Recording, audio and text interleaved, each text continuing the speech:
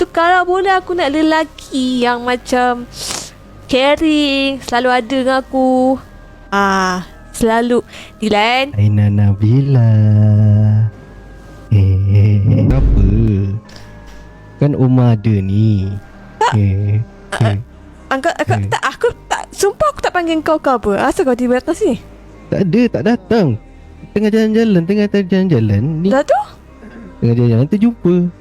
Tu kenapa malu-malu? Sampai 2 kali kau tak sabar-sabar. Kau nak apa sih? Kau nak apa? Adalah nak teman je lah. Aina kan seorang-seorang. Aku boleh seseorang. Tak, kau nak apa?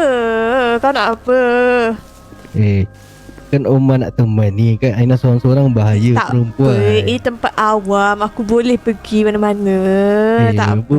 Nama sekarang ni macam jadi Aina Nabila. Betul. Macam-macam jadi so ada orang lain. Sebab tak ada orang jaga ni. Abang Omar jaga. Asal dia ikut bongok? Aina Nabila. Nak apa? Dah cakap nak teman. Nak teman ke mana? Aina, dulu Omar teman okey je dekat jeti.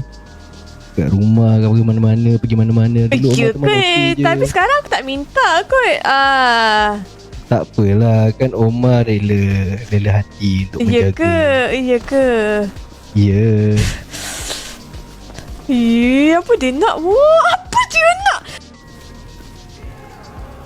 Pergi je. Tak apa.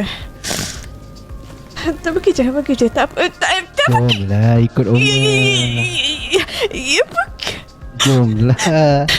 Ya. Bukan selalu teman. Ikut Okey. Ada bunga lah. Tak apa. Ambil je. Ambil lah. Tak apa. Ambil je. Aina tak perlu kain bunga. Ambil lah.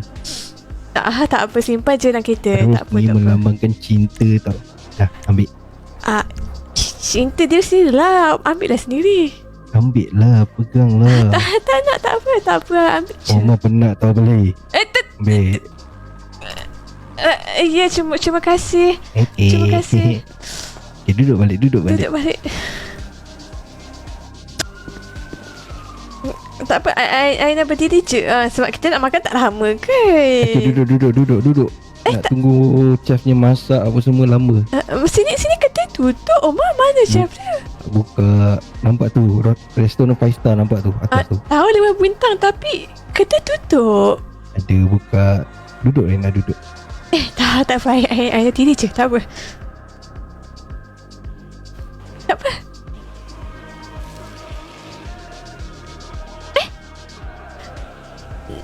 Nak buat apa lagi? Tak apa, duduklah. Makanlah dulu.